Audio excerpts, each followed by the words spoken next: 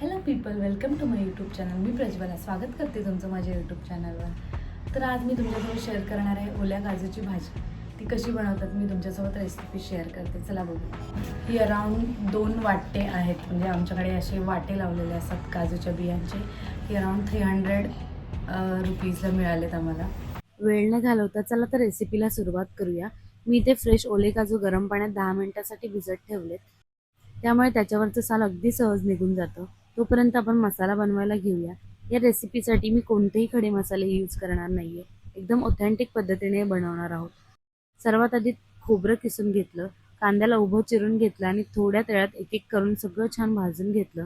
त्यात लसूण, आलं आणि थोडं अख्खे धणे घालून सगळं मिक्स केलं आणि मग त्याचं छान बारीक वाटण करून घेतलं.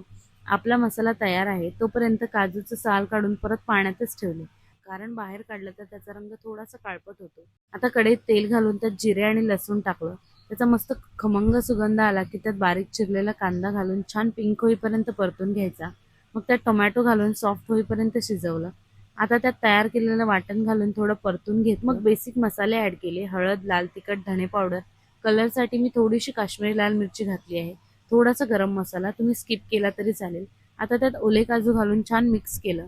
तुम्हाला जशी कन्सिस्टन्सी हवी तसं गरम पाणी ऍड करा. खूप पातळ आणि खूप कोरडी मला आवडत नाही, मला थोडी ग्रेव्ही टाईप आवडते. भाकरीसोबत खूप छान लागते. चवीनुसार मीठ घालून मंद गॅसवर शिजवून घ्या. शेवटी फ्रेश कोथिंबीर घाला. आवडली असेल तर नक्की कमेंट करा आणि तुम्ही करून बघा. भेटूया नेक्स्ट व्हिडिओमध्ये. Bye bye.